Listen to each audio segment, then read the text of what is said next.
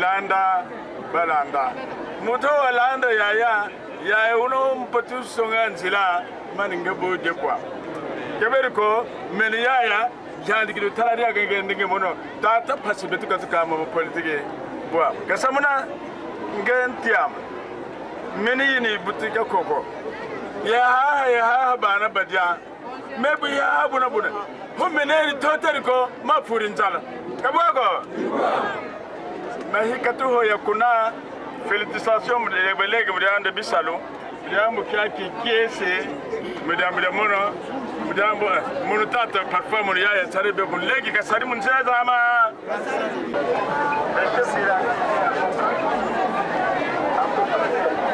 bokitsa momonke emataki mingi bokitsa moke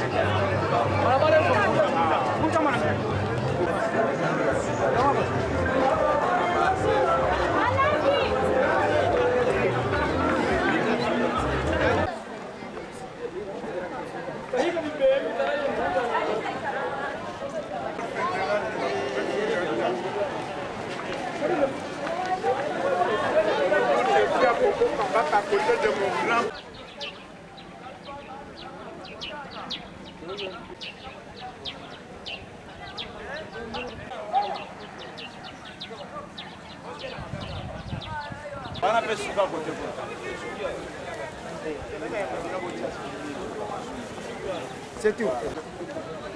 Bila kwa zangu. Ah oui.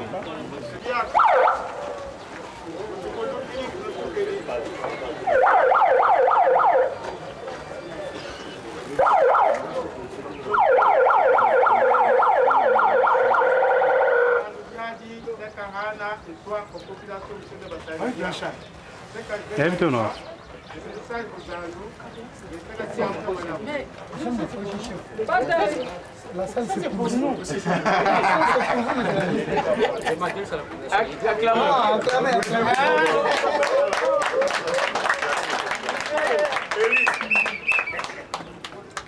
Kalau Simon job, Simon pergi mana berbeza pasti kita asal di sana. Bagi dia kan dah hujan job, mesti dia berbagi sedia kan berbeza.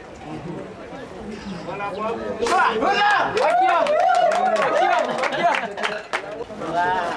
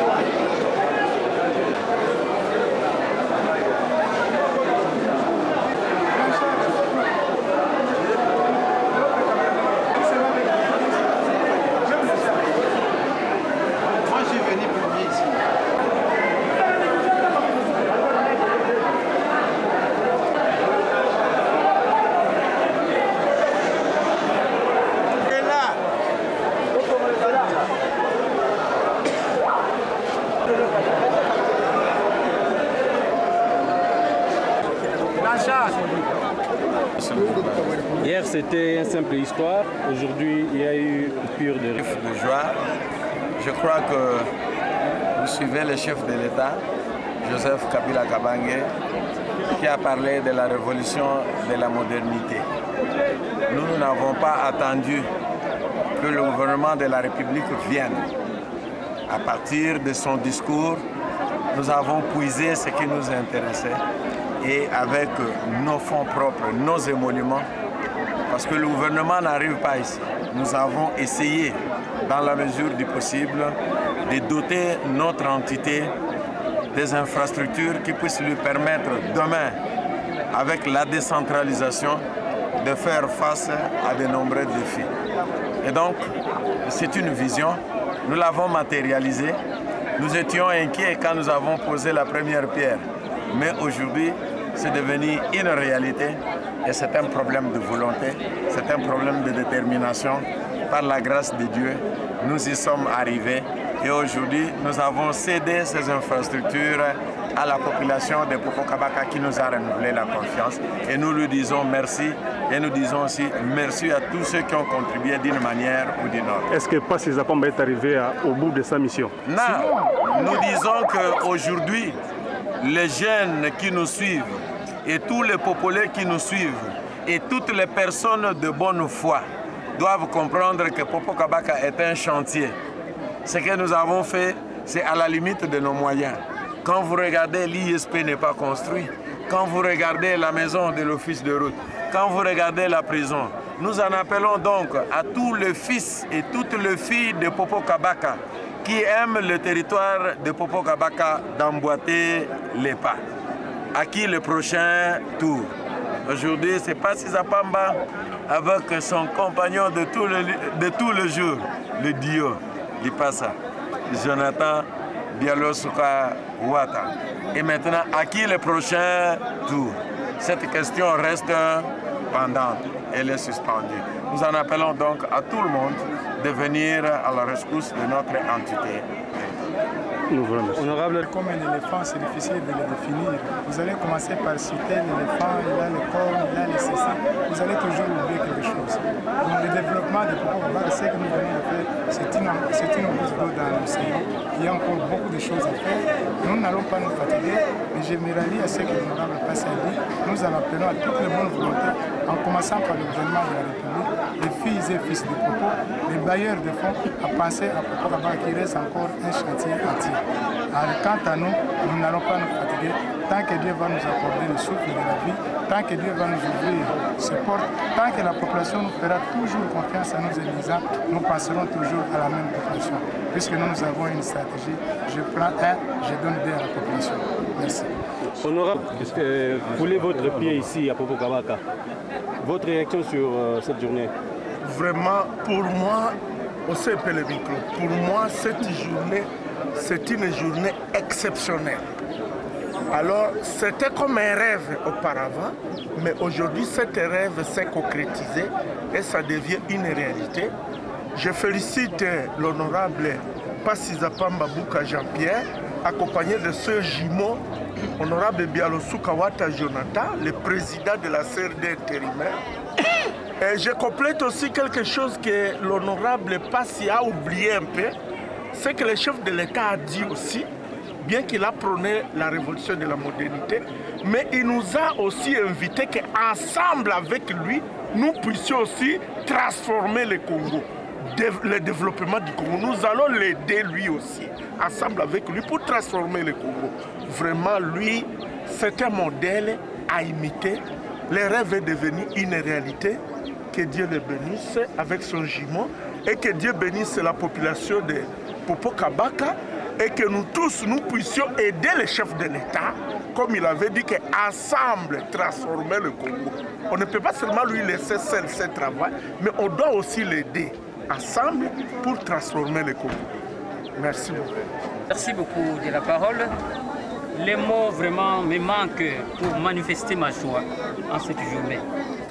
J'ai déjà tout dit dans mon discours. Comme vient de le rappeler l'honorable Alphonse, qui est mon homonyme, c'était un rêve qui devient réalité. Et comme je le dirais, quand nous avons un petit bébé, tant qu'il n'a pas encore marché, on se demande est-ce qu'il va marcher, est-ce qu'il sera... il ne le saura pas. Mais aujourd'hui, tant que nous venons de voir ce bébé qu'est Popo Kabaka en train d'enjamber son premier pas dans la révolution de la modernité, ça ne fait que m'enchanter, surtout moi, représentant du président de la République, comme vous venez de le dire. Coup de chapeau à l'honorable Jean-Pierre Pazapamba pour avoir initié ces œuvres. Coup de chapeau à l'honorable Jonathan, puisqu'il ne l'a jamais abandonné. Et je l'ai dit, je le répète, tous mettons-nous derrière eux pour que nous puissions aller de l'avant. Et à la population de Popo Kabaka? C'est ce que je venais de dire exactement. Je me suis adressé à la population d'abord, puisque c'est la population qui doit arriver à comprendre que nous ne devons pas les abandonner. Nous devons les soutenir pour que Popo aille de l'avant. Merci. Moi, je pense que l'honorable Pass vient de démontrer qu'il y a beaucoup d'infrastructures qu'on trouve à Kinshasa, on peut les trouver à l'intérieur. L'exemple est là, il y a le marché moderne, type marché de la Libérité, à Popo. Il y a une grande salle polyvalente, dans certaines communes, il n'y en a même pas. Donc c'est pour dire qu'avec un peu de volonté, avec un peu de moyens, on peut transformer les communes. Je pense que c'est un modèle que nous devons imiter. Voilà ce que je peux dire. Merci.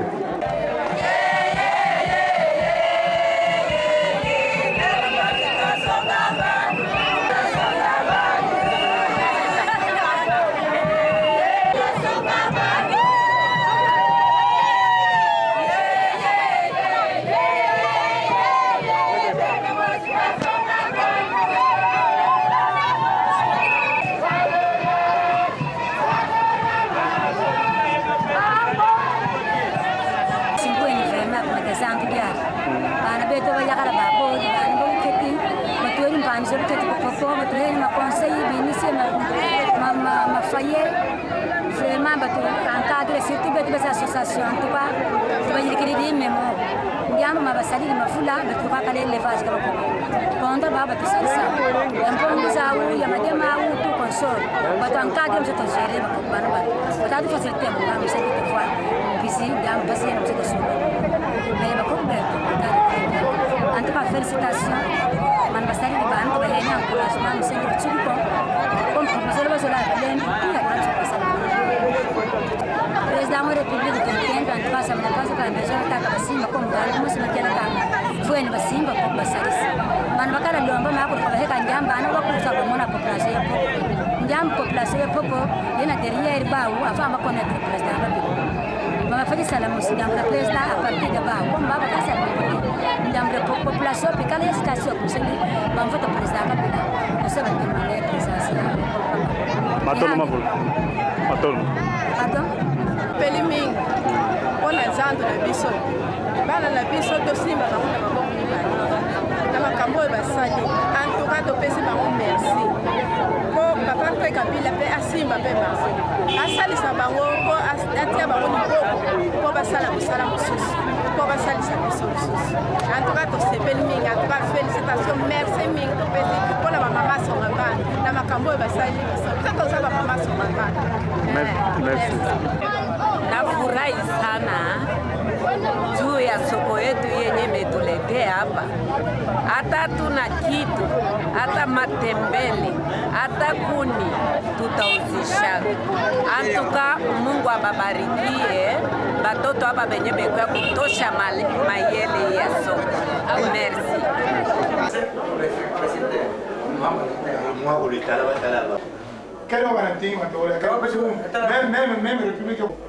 La star congolaise, la star folklorique congolaise, l'auteur de Sissabidim, l'auteur de la révolution de la modernité, aujourd'hui à Popo Kabaka, à l'hôtel Watafis.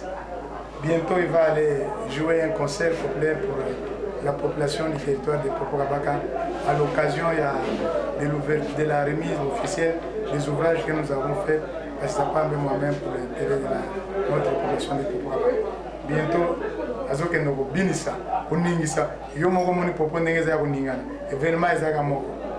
Et ça la manante. Et moko aloba, si c'est bien moyen baka monya mo wapi. Bon, action, Toyokagi, Tomonagite. Mais les lots, Gamon a quitté sur le terrain. Nazana Katia proposé la Zapoé. Nazana Flat Hotel, Waterfis. Nazana Katia wa Nena Fandia wa. Donc, on va éviter de chacun. Maïzali Kourin. Maïzali Kourin, c'est la Katia. Nyon surtout, Nyon surtout, donc, Nazana l'aise, Nena Fandi, Nazana Tika, Nazana Ki. Mais Nazana Katia Popo. La cité na biso tokola, la cité na biso tobotama, donc la place biso. Donc qu'est-ce que son boyo kaka cité natale yango. Cité natale nanga yango na kati ya popo ndenge fandi awa. On a senti révolution na bango. Ndenge bozoko mona misala o basali. Soki ba vie o ba banda kala basala ka boy. Mbele biso mboka bongaka. Mais ba cheno soki tolandi bango te toza ya kokufa. Faut landa bango bidé na bango za malamu po onga na moni na politique banda ba banda na milieu na biso mbala liboso na mona bilembo politique ya boy moto aza député atongi zando ya munene o bato ba mona aya bato ba teka bato ba fanda ba mama donc bazala na tango souffrir te donc na moi moyen mike baza ba costa minene te mais to moni ba moyen na bango et sali musala batongeli biso hotel po to zanga place ya kolala sata président de la république aya kolala mais to moni benake hôtel bena danger on a senti ngamo na moni casque oui ça les raïs mokonza ba chaîne ngana benga de mokonza ba chaîne oyo salaki bidé o ba chaîne bazola donc il faut soutenir ba chaîne boy so que ateli ba député o ba na parlement amona ba chaîne boy na bilembo boy bazo sala ba susu ba kenda ba vacances na bango na poto mais bango bazongi vacances bena na milliers na village natal atongi pe loko ko tshana kin e pe sa ke ba moyen a tshamo na village natal na ye bato ko soutenir bango wana etade bato ba yaka ka po ko saka makambo mokondi ba fingi yo kuna mokondi ba tongi yo kuna non atali sa bilembo na bato bazo la sa bilembo lokola yimo bazo la donc e ko sala malamu kona ye lokola ya za jeune ba jeune bazo landa ina misala bango wana nda ko soutenir bango wana ko tshapwa po Congo na biso to donc pona nga na ko yebisa mokondi mboka et bon la population popo kabaka oui c'est bon population ya popo kabaka bozala ba fanatique ya maloba te bozala ba fanatique ya bilembo place makambo ezo monana nde place bakolanda ba obazo tonga bango na bako chama boko soki muta tonga kate akoya kokoso ngai boye ondima ipona ndima muto azo sala misalo ezo monana muto pe azo soutenir bato muto be azo memela bino muto bino kolukaka na mwinda nete kaka songo tala la komia soutenir bato wana boko nozonga bato moko te ba yaka kaka kokosa bino akosi bino akei botala bato bazo soutenir bango makasi bo soutenir biso pe bakaska songo po biso nde bato tosali bavie mpe batonga po kaska songo soki alobaki sisa bidimu te bavie mpe balinga balala ntango nalobi kaka sisa bidimu donc politiki na biso ko kotonga bango mo balamuki nde bomoni bandako etongami mpona kaska songo mpe ifo basoutenir mpe nga bide ekola toloba lisusu makambo mosusu ekoya lobi atoka merci mama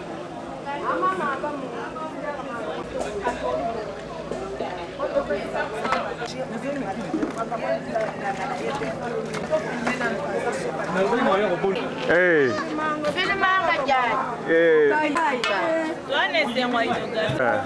Bonjour maman. Bonjour. Tu continues dans la cuisine les autres toka, ils ont pela pour batobali ya toko yo balelo zanini. Lelo eza inauguration ya marché na Chassa on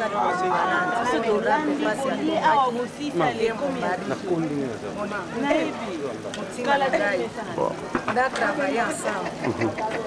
On mourra bato bazolamba bazosepela po eza mosala monene. Liloba nini okopesa na population ya Popo Kabaka à travers sini oyo na kopesa nani pa nzambe puisque ye nde asalaka makambo nyonso mpe grâce c'est par sa grâce nde tokomi na esika oyo apesi biso mpe lisomo ya kotonga apesi biso mpe motema molamu ebele baza ya mbongo mpe batongaka te pas se souci na promotion topesi nani merci epa na ye gloire ezongi epai na ye ya mibale topesi merci na bato nyonso oyo basungaki biso d'une façon ou d'une autre moralement, matériellement, financièrement, spirituellement. Puisque ça va soutenir, puisque ça va faire merci. Donc, parce que merci n'a pas travaillé, les millions sont consacrés pour les âmes. Donc, c'est va merci. Nzamba soit nous saluons cela ou bandé incidente, accidenté, la population a beaucoup de koyeb sababu. Œuvre ce qui est sali et senga kobatela yango. Kobatela yango ezande. Kocha propriété koyeba ke oyo ezali eloko na biso. Ce qui est premier eloko ya kingandi eza passe. Mutu na mutu facha na mutu keze eloko ya biso nyonso. Awa décentralisation c'est bandit. Bani ne kokoma ba ville bani. Ce qui besoin d'infrastructure, te besoin de l'eau, te besoin de mais puis pas même au bâti biso. Bamboko musuka wenze ça mais il faut to battre la moto cha propriété surtout ba maman. Biso ba to battre la kanda, biso ba to sunga. Omoni likasa olokoti. Omoni nini olokoti pour soin ça la to battre la ya. Merci. Merci maman. Merci papa po tenga benga bango batukuma ba terre makasi selonga dona benga bango batukuma mutako kana tukuma na tuku azate ata boye na mino ba terre 1000 mais ba o mi balé belombe papa bebela ba député ba ya to moni ni ebonga ofandela mais so to comme na hotel la bo dona ministre na ko benga pe mo tipa na nga pata poto na zana obanga tenga bikoma na mboka na biso pona ebitala hotel na lobani na kote na wenze alobani ate mboka na bino za kitoko on ne sote za pona papa Jonathan eza pona ba papa na ngande ba sali mamba kitoko hein merci on alobani yango pa Jonathan lobike yena ya pasi mutaka bola bango ben touchable wana mama pasi merci.